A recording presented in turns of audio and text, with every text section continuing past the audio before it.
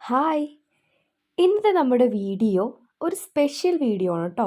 നമ്മുടെ താമരകളൊക്കെ വളർത്തുന്നവർ കാണേണ്ട, അറിഞ്ഞിരിക്കേണ്ട പ്രധാനപ്പെട്ട കുറച്ച് കാര്യങ്ങൾ, അതും നമ്മൾ ഈ മഴയൊക്കെ പെയ്യുന്ന സമയത്ത് അറിഞ്ഞിരിക്കേണ്ട കുറച്ച് കാര്യങ്ങളാണ് പറയുന്നത്. അതുപോലെ തന്നെ നമ്മളിപ്പോൾ ട്യൂബറുകൾ സെയിലിനായിട്ട് വെച്ചിട്ടുണ്ടായിരുന്നു. അപ്പോൾ ട്യൂബറുകളൊക്കെ കയ്യിൽ കിട്ടിക്കഴിഞ്ഞിട്ടുണ്ടെങ്കിൽ എന്താണ് നിങ്ങൾ ആദ്യം ചെയ്യേണ്ടത്, അതും ഈ മഴ സമയത്ത് നിങ്ങളതെങ്ങനെ പോട്ട് ചെയ്യണം, അങ്ങനെയുള്ള കുറച്ച് കാര്യങ്ങളൊക്കെയാണ് ഈ വീഡിയോസിൽ പറയുന്നത്. വീഡിയോ മൊത്തമായിട്ട് കാണുക. നിങ്ങൾക്ക് ഉപകാരപ്രദമാവുന്ന കാര്യങ്ങൾ മാത്രമാണ് വീഡിയോയിലുള്ളത്. അതുകൊണ്ട് വീഡിയോ മൊത്തമായിട്ട് കാണണം. അപ്പോൾ വീഡിയോയിലോട്ട് കടക്കുന്നതിന് മുന്നേ തന്നെ എൻ്റെ ചാനൽ ആദ്യമായിട്ട് കാണുന്നവർ ഒന്ന് സബ്സ്ക്രൈബ് ചെയ്യുക. അതുപോലെ തന്നെ ഞാനിടുന്ന വീഡിയോസുകളെല്ലാം നിങ്ങൾക്ക് കിട്ടാനായിട്ട് ഓൾ എന്ന ഓപ്ഷനും കൂടി ഒന്ന് എനേബിൾ ചെയ്ത് കൊടുക്കുക കേട്ടോ. താമര എല്ലാവർക്കും ഇഷ്ടമുള്ള ചെടിയാണല്ലേ. കാരണം നമുക്കൊരു പോസിറ്റീവ് എനർജിയാണ്. ഒരു ദിവസം നമ്മൾ ഉണർന്ന് എഴുന്നേറ്റ് കഴിഞ്ഞാൽ ഒരു താമരപ്പൂ വിരിയാറായി, അല്ലെങ്കിൽ ഒരു മുട്ടിട്ടു, ഇതെല്ലാം കണ്ടു കഴിഞ്ഞാൽ നമുക്കൊരു പോസിറ്റീവ് എനർജിയാണ് കിട്ടുന്നത്. അതുപോലെ തന്നെ ഒരു ഭാഗ്യത്തിൻ്റെ ഒരു ചെടിയായിട്ട്, അല്ലെങ്കിൽ ഒരു ഭാഗ്യപുഷ്പമായിട്ടും കൂടി ഞാൻ താമരച്ചെടിയെയും താമരപ്പൂക്കളെയൊക്കെ കാണുന്നുണ്ട് കേട്ടോ. അപ്പോൾ അതൊക്കെ ഓരോരുത്തരുടെ ഓരോ ഇതൊക്കെ അനുസരിച്ച്, റീസണും കാര്യങ്ങളൊക്കെ അനുസരിച്ചിട്ടാണ്. അപ്പോൾ കൂടുതലും നമ്മൾ അമ്പലക്കുളങ്ങളിലും അതുപോലെ തന്നെ പാടത്തൊക്കെ ആയിട്ടാണ് നമ്മുടെ നാടൻ താമരകളും ആമ്പലുകളൊക്കെ വിരിഞ്ഞ് നിന്ന് കണ്ടിരിക്കുന്നത്. പക്ഷേ നമ്മളതൊക്കെ വീട്ടിലോട്ട് കൊണ്ടുവന്ന് കഴിഞ്ഞിട്ടുണ്ടെങ്കിൽ നമുക്ക് അതിൻ്റേതായ ഒരു ഭംഗിയിൽ, അവർ അത്രയും സ്പൈസിലൊക്കെ നിന്ന് വളർന്നേക്കുന്നവരായതുകൊണ്ട് നമ്മുടെ ഒരു കുഞ്ഞു പോട്ടിലോ അങ്ങനെയൊന്നും നമുക്കത് വളർത്തിയെടുക്കാൻ ആ ഒരു ഭംഗിയിൽ പറ്റാറില്ല. പക്ഷേ ഇപ്പോൾ വീണ്ടും ഞാൻ നാടൻ താമരകൾ അല്ലെങ്കിൽ ആമ്പലുകൾ വളർത്തിയിട്ടുണ്ട് കേട്ടോ. അപ്പോൾ ഞാൻ അങ്ങനെ പറയാൻ കാര്യം, നമുക്ക് ആ ഒരു വലിപ്പം, നമ്മുടെ പുഴകളിലൊക്കെ ഉണ്ടാകുന്ന ആമ്പലുകൾ നിങ്ങൾ വളർത്തി നോക്കിയിട്ടുണ്ടോ? അവിടെയൊക്കെ ഉണ്ടാകുന്ന ഒരു വലിപ്പമോ ഒന്നും നമ്മൾ വീട്ടിലെ കുഞ്ഞു പോട്ടുകളിൽ വളർത്തിയാൽ കിട്ടാറില്ല. അപ്പോൾ ഹൈബ്രിഡ് താമരകളുടെ ഒരു പ്രത്യേകത എന്താണെന്ന് വെച്ചിട്ടുണ്ടെങ്കിൽ നമുക്ക് അതിൻ്റെ ഭംഗി അതുപോലെ തന്നെ ആ ഒരു ഭംഗിയിൽ തന്നെ വളർത്തിയെടുക്കാൻ സാധിക്കും. ഇപ്പം നമുക്ക് മഴയാണല്ലേ. നമ്മുടെ ഒരു കേരളത്തിലെ അവസ്ഥ എന്ന് പറഞ്ഞാൽ ഓർക്കപ്പുറത്തൊരു മഴയും പിന്നെ അതുപോലെ തന്നെ വെയിലുമാണ് വരുന്നത്. നമുക്ക് താമരകൾക്ക് ഏറ്റവും കൂടുതൽ വേണ്ടത് എന്താണ്? വെയിലാണ്. അപ്പോൾ ഈ ശക്തമായി മഴ പെയ്തുകൊണ്ട് ഇങ്ങനെ ഇരുന്നാൽ നമ്മുടെ താമരകൾക്ക് എന്തെങ്കിലും സംഭവിക്കുമോ? അപ്പോൾ അത് തന്നെ നമുക്ക് ആദ്യം നോക്കാം. താമരകൾക്ക് വെയിലാണ് വേണ്ടത്. അപ്പോൾ ശക്തമായ മഴ പെയ്യുന്ന സമയത്ത് അവർ കുറച്ച് ബുദ്ധിമുട്ടുകൾ അനുഭവിക്കുന്നുണ്ട്. എങ്കിൽ പോലും അവർ ഒരുപാട് പൂക്കൾ നമുക്ക് നൽകുന്നുണ്ട്. അപ്പോൾ ആദ്യമായിട്ട് നമുക്ക് കിട്ടുന്ന ഒരു ഒരു പ്രശ്നം എന്താ, നമ്മൾ അനുഭവിക്കുന്ന ഒരു പ്രശ്നം എന്താണെന്ന് വെച്ചിട്ടുണ്ടെങ്കിൽ, നല്ല നല്ല പൂക്കളുകൾ കാണുവാനാണ് നമ്മൾ താമരകൾ നട്ടു വളർത്തുന്നത്. അപ്പോൾ ഉണ്ടാകുന്ന മൊട്ടുകൾ ചിലപ്പോൾ വിടരാനായിട്ട് കുറച്ച് പ്രശ്നം കാണിക്കാറുണ്ട്. ഇനി വിടർന്ന പൂക്കളാണെങ്കിൽ തന്നെ മഴ അടിച്ചുകൊണ്ട് അതിൻ്റെ പൂക്കൾ പെട്ടെന്ന് നശിച്ചു പോകുന്നതായിട്ടും കാണാറുണ്ട്. അപ്പോൾ പൂക്കൾ ഉണ്ടായി. നമുക്ക് ഹൈബ്രിഡ് താമരയുടെ ഒരു പ്രത്യേകത എന്താണ്? നമ്മൾ കൈകൊണ്ട് തന്നെ വിരിയിച്ച് അതിൻ്റെ ഭംഗി നമുക്ക് ആക്കിയെടുക്കാൻ പറ്റും അല്ലേ. കണ്ടോ, ഇത് കണ്ടോ, ഇതിപ്പോൾ ഞാൻ തന്നെ വിരിയിച്ചെടുക്കുന്ന ആണ് ഫ്ലവർ. അതിൻ്റെ ഭംഗി ഒരു കുറവും ഇല്ല. അത് സ്വമേധയ വിരിയുന്നതിനേക്കാൾ ഭംഗിയായിട്ടാണ് ഞാൻ എൻ്റെ കൈ കൊണ്ട് വിടർത്തിയപ്പോൾ എനിക്ക് തോന്നിയത്. അപ്പോൾ നിങ്ങൾ എന്താ ചെയ്യുക, നിങ്ങൾക്ക് പൂക്കൾ നഷ്ടപ്പെടരുതെന്നുണ്ടെങ്കിൽ നിങ്ങൾക്കത് കട്ട് ചെയ്തിട്ട് നിങ്ങളുടെ ഫ്ലവറൈസിലോ അങ്ങനെ നിങ്ങൾക്ക് സെറ്റ് ചെയ്ത് വെക്കാൻ പറ്റും. അപ്പോൾ ആ താമരപ്പൂക്കൾ നശിക്കുന്നില്ല. നമുക്കിഷ്ടമുള്ള കാര്യമല്ല നമ്മുടെ പൂക്കൾ ചെടികളിൽ നിന്ന് കട്ട് ചെയ്യുന്നത്. പക്ഷെ മഴയത്ത് ഇങ്ങനെ ചെയ്ത് കഴിഞ്ഞാൽ നമുക്ക് ആ പൂവ് നശിക്കാതെ കിട്ടുന്നു. നമുക്ക് നമ്മുടെ വീട് അലങ്കരിച്ച് വയ്ക്കാം. അതുപോലെ തന്നെ മഴയത്ത് വരുന്ന മറ്റൊരു പ്രശ്നമാണ്, നല്ല വെയിറ്റുള്ള താമര പൂക്കൾക്കൊക്കെ കാറ്റും മഴയൊക്കെ അടിച്ചു കഴിയുമ്പോൾ അത് ഒടിഞ്ഞു പോകാൻ ചാൻസ് ഉണ്ട്. അപ്പോൾ അത് എന്തായാലും അത് ഒടിഞ്ഞ് അതിൽ നിന്ന് പോകുമെന്ന് നിങ്ങൾക്ക് തോന്നുവാണെങ്കിൽ, ഇപ്പോൾ ഇത് തമോയിൻ്റെ ഫ്ലവറാണ് ഈ കാണുന്നത്. നല്ല വെയിറ്റുള്ള ഒരു ഫ്ലവറാണിത്. അപ്പോൾ എനിക്ക് മഴ വന്ന സമയത്തൊക്കെ ഞാൻ ഏറ്റവും കൂടുതൽ അനുഭവിച്ചൊരു പ്രശ്നം എന്ന് പറഞ്ഞാൽ, നല്ല അടിപൊളിയായിട്ട്, ഇതിപ്പോൾ ഒരുപാട് പൂക്കളുള്ള സമയമല്ല കേട്ടോ. ഇത് ആദ്യത്തെ ഫ്ലവർ വിരിഞ്ഞൊരു സമയത്തുള്ളൊരു വീഡിയോ ആണ്. ഇതാണ് നമ്മുടെ മഴയത്തെ അവസ്ഥ എന്ന് പറയുന്നത്. കണ്ടോ, ഒടിഞ്ഞു പോവുകയാണ്. അതുപോലെ തന്നെ നിങ്ങൾ ആദ്യം കണ്ട ഒരു ഫ്ലവർ പോലെയാണോ? മഴയൊക്കെ അടിച്ചു കൊണ്ട് അത്രയും അതിന് നേരെ നിൽക്കാൻ വയ്യാട്ടോ. ഒന്നാമതേ നല്ല വെയിറ്റുള്ളൊരു ഫ്ലവറാണ്. മഴയും കൂടി പെയ്ത് കഴിഞ്ഞാൽ പറ്റില്ല. നമ്മളിപ്പോൾ കോലിലൊക്കെ കുത്തി നിർത്താമെന്ന് വിചാരിച്ചാൽ അതൊന്നും നടക്കുന്ന ഒരു കാര്യമല്ല. ഇപ്പോൾ ദേ കണ്ടോ, ഒടിഞ്ഞ് വീണ് കിടക്കുവാണ്. അപ്പോൾ ഞാൻ എന്താ ചെയ്യാന്ന് വെച്ചാൽ, ഞാൻ ഈ പൂക്കളൊക്കെ അടുത്തുള്ള അമ്പലങ്ങളിലോട്ട് കൊടുക്കുക കേട്ടോ ചെയ്യുന്നത്. അപ്പോൾ നിങ്ങൾക്ക് ഇത് പൂവ് അതുപോലെ തന്നെ കിട്ടണമെങ്കിൽ എന്ത് ചെയ്യുക, കട്ട് ചെയ്ത് വീട്ടിൽ വയ്ക്കാം. ഇത് മഴയത്ത് അനുഭവിക്കുന്ന ഒരു ചെറിയ കാര്യമാണ്. ഇനി ഏറ്റവും വലിയ, നമ്മൾ എങ്ങനെയാണ് താമരപ്പൊട്ടിനെ കെയർ ചെയ്യേണ്ടതെന്ന് ഞാൻ പറഞ്ഞുതരാം. മഴ പെയ്യുന്ന സമയത്ത് നമുക്കറിയാം നമ്മുടെ താമരയുടെ ഇലകൾക്കാണ് ഏറ്റവും കൂടുതൽ പ്രശ്നങ്ങൾ വരുന്നത്. ഒരുപാട്, അതായത് നിങ്ങൾക്ക് നോക്കി അറിയാൻ പറ്റും, താമര ഇലകളിൽ ഒരു കറുത്ത സ്പോട്ട് പോലെയൊക്കെ കാണാൻ പറ്റും, ഒരു ചീത്തയായ രീതിയിലൊക്കെ നിൽക്കുന്നതായിട്ട് കാണാൻ പറ്റും. അപ്പോൾ അങ്ങനെയുള്ള ഇലകളൊക്കെ നമ്മൾ കട്ട് ചെയ്ത് കളയുന്നതാണ് ഏറ്റവും നല്ലത്. നമ്മുടെ ലീഫിന് എന്തെങ്കിലും താമരയിൽ സംഭവിച്ചു കഴിഞ്ഞത് നിങ്ങൾക്ക് തോന്നുമോ, ഇപ്പോൾ ഒച്ചുകൾ വന്നിട്ടുണ്ട് അല്ലെങ്കിൽ ഇങ്ങനെയുള്ള ഇതൊക്കെ കണ്ടു കഴിഞ്ഞാൽ നിങ്ങൾ ആ ഇലകൾ കട്ട് ചെയ്ത് കളയുക. ഒരു ഇലയിൽ എന്തെങ്കിലും ഫംഗസോ കാര്യങ്ങളോ അതിനെ അറ്റാക്ക് ചെയ്തിട്ടുണ്ടെങ്കിൽ അത് അടുത്ത ഇലയിലോട്ട് പോകാണ്ടിരിക്കാൻ വേണ്ടി എന്ത് ചെയ്യുക, ആ ഇലകൾ അങ്ങ് കളയുക. അത് പോയെന്ന് വിചാരിച്ചു ഒരു പ്രശ്നമില്ല. നമ്മൾ താമരപ്പോട്ട് എത്രയും വൃത്തിയാക്കി വെക്കുന്നു അത്രയും അടിപൊളിയായിട്ട് അവർ പൂക്കൾ തരും നമുക്ക്. അപ്പോൾ നമ്മൾ എന്ത് ചെയ്യണം, ആ ഇലകളൊക്കെ നമ്മുടെ താമരപ്പോട്ടിൽ അഴുകിയിട്ടുള്ള നിലയിൽ കാണുന്ന ഇലകളും വേസ്റ്റ് എന്ന് പറഞ്ഞാൽ നമ്മുടെ പൂക്കളൊക്കെ അഴുകി, ഇതളുകളൊക്കെ കൊഴിഞ്ഞ് അതിൽ വീണ് കിടക്കുന്നുണ്ടാവും, തണ്ടുകൾ അഴുകി കിടക്കുന്നുണ്ടാവും. അതെല്ലാം മഴ സമയത്ത് ക്ലീൻ ചെയ്ത്, താമരയാണെങ്കിലും ആമ്പൽപ്പോട്ടാണെങ്കിലും എല്ലാവരും ക്ലീൻ ചെയ്ത് കളയണം കേട്ടോ. അത് ചെയ്യാതിരിക്കുമ്പോൾ വരുന്ന പ്രശ്നം എന്താണെന്ന് വെച്ചിട്ടുണ്ടെങ്കിൽ നമ്മുടെ പോട്ട് ഇങ്ങനെ കിടന്ന് ചീഞ്ഞ്, നമുക്കറിയാം എന്ത് ചെയ്യാനും നമുക്ക് ബാക്ടീരിയയാണ് നമ്മളെ സഹായിക്കുന്നത്.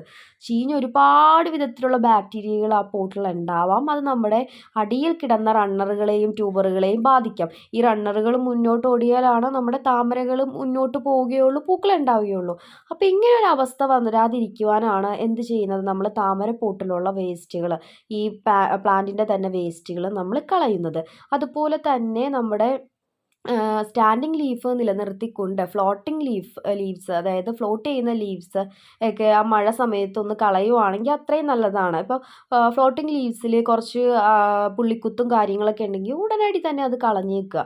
അത് നമുക്ക് സ്റ്റാൻഡിങ് ലീഫ് നിലനിർത്തിയാൽ, നമ്മുടെ സ്റ്റാൻഡിങ് ലീഫിലൂടെയാണ് മുട്ടുകൾ വരുന്നത്. അപ്പോൾ ചീത്ത ലീവ്സ് ആണെങ്കിൽ മാത്രം കേട്ടോ, നല്ല ഭംഗിയിൽ കിടക്കുന്ന ഒരു ഇതാണെങ്കിൽ നമുക്ക് കളയേണ്ട ആവശ്യമില്ല. ഇനി രണ്ടാമത്തെ കാര്യം, ഇങ്ങനെ ചീഞ്ഞ ഇലകളും തണ്ടുകളും പൂക്കളുടെ ഇതളുകളൊക്കെ കിടന്നു കഴിഞ്ഞാൽ നമ്മുടെ നമ്മളെ ഏറ്റവും കൂടുതൽ താമരകളെയും ആമ്പലുകളെയും അറ്റാക്ക് ചെയ്യുന്ന ഒരാളാണ് ഈ ഒച്ചെന്ന് പറയുന്നത്. അവർ വരാൻ ചാൻസ് ഉണ്ട്. അവർ നമുക്ക് ഇങ്ങനെ ഈ പോട്ട് ഒരു വസ്തു ചീഞ്ഞ് ഇതായാലും എന്ത് ചെയ്യും, ഇങ്ങനെയുള്ള ആളുകളൊക്കെ അതിൽ താമസമാക്കാൻ വരും. അപ്പോൾ മറ്റു പോട്ടുകളിലും വേറൊരു പോട്ടിലോ അല്ലെങ്കിൽ വേറെ ഒരു സ്ഥലത്തുള്ള ഒച്ചു വരെ അതിലോട്ട് ആകർഷിക്കപ്പെട്ട് അവരവിടെ വന്ന് താമസമാക്കും, ആ പ്ലാന്റ് നശിപ്പിച്ചു കളയും. അപ്പോൾ നിങ്ങൾ പോട്ട് ക്ലീൻ ചെയ്യുക എന്നുള്ളതാണ് രണ്ടാമത്തെ കാര്യം. ഇനി അടുത്തതായിട്ട് പറയാനുള്ളത് വളപ്രയോഗം. നമുക്കറിയാം ഹൈബ്രിഡ് ആയിട്ടുള്ള താമരകൾ ഇവർ ഇത്രയും വലിയ പൂക്കളൊക്കെ തരുന്നു. ഇവർക്ക് ഒരു കുഞ്ഞു പോട്ടിലാണ് ഇവർ അടക്കി നമ്മൾ നിർത്തിയേക്കുന്നത്. അപ്പോൾ അവർക്ക് വേണ്ട ഫുഡ് കാര്യങ്ങൾ, അതായത് അവർക്ക് വേണ്ട വളങ്ങൾ നമ്മൾ കൊടുക്കണം അല്ലേ. കുറച്ച് പൂക്കൾ ഉണ്ടായി കഴിയുമ്പോൾ അവരുടെ വളം അവിടെ തീരുവാണ്. അപ്പോൾ നമ്മൾ എന്ത് ചെയ്യും, 15 ദിവസം കൂടുമ്പോൾ വളങ്ങൾ ഇട്ട് കൊടുക്കുന്നു. ഇവിടെ മഴക്കാലം വരുന്ന സമയത്ത് നിങ്ങൾ അധികം വളങ്ങൾ ഉപയോഗിക്കാതിരിക്കുന്നതാണ് ആ ചെടിക്ക് ഏറ്റവും അത്യാവശ്യമായിട്ട് നമ്മൾ ചെയ്യേണ്ടത് കേട്ടോ. അതായത് നമ്മൾ വളങ്ങൾ ഒരുപാട് വെച്ച് കഴിഞ്ഞിട്ടുണ്ടെങ്കിൽ അവർക്ക് അവിടെ ഒരു ബുദ്ധിമുട്ടും കാര്യങ്ങളുമാണ് ഉണ്ടാവുന്നത്. അവർക്ക് വെയിലിലാണ് കൂടുതലായിട്ട് അവരുടെ കാര്യങ്ങൾ, അതായത് അവരുടെ, ഇപ്പോൾ നമ്മൾ പറയുമ്പോൾ നമ്മുടെ മെറ്റബോളിസം എന്നൊക്കെ പറയും അല്ലേ, പക്ഷേ അവരുടേതായ രീതിയിലുള്ള ആയിട്ടുള്ള ആ ഒരു വളങ്ങളൊക്കെ എടുത്തിട്ട് അവർ പൂക്കൾ തരുന്നതും ആഗിരണം ചെയ്യുന്നതും, ആ വളങ്ങൾ ആഗിരണം ചെയ്യുന്നതൊക്കെ അവർ ഈ ഒരു വെയിൽ നന്നായിട്ട് കിട്ടുന്ന സമയത്താണ്. അപ്പോൾ നമ്മൾ അധികം വളങ്ങൾ കൊടുക്കാതിരിക്കുക. മെയിനായിട്ട് നമ്മൾ ചെറിയ ചെറിയ കെയറിങ്ങുകൾ ചെയ്യുന്നതായിരിക്കും ഏറ്റവും നല്ലത്. അപ്പോൾ അധികം വളങ്ങൾ മഴക്കാലത്ത് കൊടുക്കരുത്. ഇനി നമ്മൾ മഴക്കാലത്ത് പോട്ട് ചെയ്യുന്നത് എങ്ങനെയാണ്, അതാണ് ഇനി അടുത്തത് പറയുന്നത്. അത് കഴിഞ്ഞിട്ടാണ് മഴ സമയത്ത് നിങ്ങൾ വാങ്ങുന്ന ട്യൂബർ, മഴ സമയത്തല്ല, നിങ്ങൾ എപ്പോൾ ഓൺലൈനിൽ നിന്ന് ട്യൂബർ വാങ്ങുമ്പോൾ എന്ത് ചെയ്യേണ്ടതെന്ന് ഞാൻ പറയുന്നത് കേട്ടോ. അപ്പോൾ നിങ്ങൾ മഴ സമയത്ത് പോട്ട് ചെയ്യുമ്പോൾ നമുക്കറിയാം പല രീതിയിൽ താമര പോട്ട് ചെയ്യുന്നത് നമ്മൾ ഒരുപാട് കണ്ടിട്ടുണ്ടല്ലേ. അപ്പോൾ അതായത് ഇപ്പോൾ ഞങ്ങളാണെങ്കിൽ 2-3 വിധത്തിലൊക്കെ പോട്ട് ചെയ്യാറുണ്ട്. അത് നമ്മുടെ ആ ഒരു ക്ലൈമറ്റുകളൊക്കെ നോക്കി തന്നെയാണ്. നല്ല വെയിലുള്ള സമയമാണെങ്കിൽ നല്ല വളങ്ങളൊക്കെ, അടിവളങ്ങളൊക്കെ കൊടുത്ത് തന്നെ താമര നടാറുണ്ട്. ആ സമയത്ത് മഴയുള്ളതാണെങ്കിൽ ആ ഒരു വളമല്ല കൊടുക്കുന്നത്. അപ്പോൾ സാധാരണ നമ്മൾ കൊടുക്കുന്നതെന്ന് വെച്ചിട്ടുണ്ടെങ്കിൽ നമ്മൾ ലെയറുകളായിട്ടാണല്ലേ വളങ്ങൾ കൊടുക്കുന്നത്. താഴെ ചാണകം, അത് കഴിഞ്ഞിട്ട് പിന്നെ ഏറ്റവും ലാസ്റ്റാണ് മണ്ണ് വരുന്നത് അല്ലേ. അപ്പോൾ മഴയില്ലാത്ത സമയത്ത് നമ്മൾ അതിൽ ചേർക്കുന്ന വളങ്ങളെന്ന് പറഞ്ഞിട്ടുണ്ടെങ്കിൽ ചാണകപ്പൊടി ആഡ് ചെയ്യാം, അതുപോലെ തന്നെ എല്ലുപൊടി ആഡ് ചെയ്യാം, DAP ആഡ് ചെയ്യാം. അങ്ങനെ കുറച്ച് കാര്യങ്ങൾ, അതൊക്കെ നമുക്ക് നമ്മുടെ ആ ചെടിക്ക് വേണ്ടതായ കാര്യങ്ങളെല്ലാം താഴെ ആഡ് ചെയ്യാം. പക്ഷെ മുകളിൽ അത്രയും കട്ടിക്ക് നമ്മൾ മണ്ണ് കൊടുക്കുന്നുണ്ട്. നമ്മുടെ നമ്മുടെ താമരയുടെ ട്യൂബറിൻ്റെ വേരുകളൊക്കെ ഓടി റണ്ണറുകളൊക്കെ ഓടി അവരവരുടേതായ രീതിയിൽ അത്രയും നല്ല വേരുകളൊക്കെ ആയിക്കഴിഞ്ഞാണ് അടിയിലോട്ട് പോയി ആ വളങ്ങളൊക്കെ വലിച്ചെടുക്കുന്നത്. പക്ഷേ മഴ സമയത്ത് നമ്മളത് ചെയ്ത് കഴിഞ്ഞിട്ടുണ്ടെങ്കിൽ ആ ട്യൂബർ റണ്ണർ നശിച്ചു പോകും. ഇത്രയും വളങ്ങൾ കൊടുക്കേണ്ട ആവശ്യമില്ല. അപ്പം മഴ സമയത്ത് നിങ്ങൾ എന്താണ് ചെയ്യേണ്ടത്? അത്യാവശ്യം കുറച്ച് ചാണകപ്പൊടി മാത്രം അടിവളമായിട്ട് കൊടുത്താൽ മതി. ഇത് ഞാൻ എൻ്റെ ഗാർഡനിൽ ചെയ്യുന്നതാണ്. അപ്പോൾ എൻ്റെ ഗാർഡനിൽ ചെയ്യുന്നതെന്ന് വെച്ചാൽ മഴ സമയത്ത് അത്യാവശ്യം ചാണകപ്പൊടി മാത്രം അടിവളമായി കൊടുത്തിട്ട് മുകളിൽ നല്ല മണ്ണിട്ട് ട്യൂബറോ റണ്ണറോ നട്ട് വയ്ക്കുന്നു. ഇനി ഞാൻ ഈ ചാണകപ്പൊടി പോലും ഉപയോഗിക്കാതെ നട്ട് കൊടുക്കാറുണ്ട്. എന്നിട്ട് പോലും എനിക്ക് പിടിക്കാറുണ്ട് കേട്ടോ. പക്ഷേ വളങ്ങൾ കൊടുക്കണം എന്നുള്ളവർക്ക് ചാണകപ്പൊടി ആണ് ഞാൻ പറഞ്ഞു തരുന്നത്. അല്ലെങ്കിൽ ആട്ടിൻ കാഷ്ടമോ ഇതൊക്കെ ഉണങ്ങിയത് കേട്ടോ. അതായത് പച്ച ചാണകമൊന്നും ഈ മഴ സമയത്ത് നിങ്ങൾ ഉപയോഗിക്കുകയേ ചെയ്യരുത്. നല്ല രീതിയിൽ, അതായത് കട്ട പോലെ ഉണങ്ങിയതും അല്ല, ഒരു പൊടി രൂപത്തിലുള്ള ചാണകം, അതായത് ആവശ്യത്തിന് നനവും ആവശ്യത്തിന് ഉണക്കും ലഭിച്ച ചാണകപ്പൊടിയാണ് എപ്പോഴും മഴ സമയത്താണെങ്കിലും വെയിലുള്ള സമയത്താണെങ്കിലും താമരകളൊക്കെ നടാനായിട്ട് നല്ലത്. അല്ലാണ്ട് പച്ച ചാണകമൊന്നും ഉപയോഗിക്കാൻ ഞാൻ പറയില്ല കേട്ടോ. അത് അത്രയും ഇൻഫെക്ഷൻ ഞാൻ അങ്ങനെ കണ്ടിട്ടുണ്ട് ഉപയോഗിച്ച്. പക്ഷേ എൻ്റെ അഭിപ്രായത്തിൽ ചാണകത്തിലൊക്കെ ഒരുപാട് ബാക്ടീരിയകളും കാര്യങ്ങളൊക്കെ ഉള്ളത്. അപ്പോൾ അത് ഞാനങ്ങനെ ആരോടും പറഞ്ഞു കൊടുക്കാറില്ല. അപ്പോൾ ഇനി അടുത്തത്, നമ്മൾ ട്യൂബർ വാങ്ങിക്കഴിഞ്ഞാൽ മഴയുള്ളപ്പോഴാണെങ്കിലും മഴയില്ലാത്തപ്പോഴാണെങ്കിലും എങ്ങനെ ആയിക്കോട്ടെ ഓൺലൈൻ വഴി ട്യൂബർ വാങ്ങിക്കഴിഞ്ഞാൽ നിങ്ങൾ എന്ത് ചെയ്യണം? നമ്മൾ അത്യാവശ്യം ഈർപ്പങ്ങളൊക്കെ നിലനിർത്തിക്കൊണ്ട് തന്നെയാണ് ട്യൂബർ അല്ലെങ്കിൽ റണ്ണർ അയച്ചു തരുന്നത്. ട്രോപ്പിക്കലായിട്ടുള്ള ഏതൊരു താമരയ്ക്കും നമുക്ക് കൂടുതൽ കിട്ടുന്നത് തിക്ക് റണ്ണറുകളാണ്. അപ്പോൾ നമ്മൾ അതൊക്കെ ഒരു ന്യൂസ് പേപ്പർ നനവോട് കൂടി വെച്ചിട്ട് ഞങ്ങൾ ആ ഒരു രീതിയിൽ അയച്ചു തരുന്നു. കയ്യിൽ കിട്ടിക്കഴിഞ്ഞാൽ ഓടിപ്പോയി നട്ട് വയ്ക്കരുത്. നിങ്ങൾ ട്യൂബറോ റണ്ണറോ ഓർഡർ ചെയ്തിട്ടുണ്ടെങ്കിൽ താമര നടാനുള്ള പോട്ടും കാര്യങ്ങളൊക്കെ ആദ്യമേ സെറ്റ് ചെയ്ത് വെച്ചേക്കുക.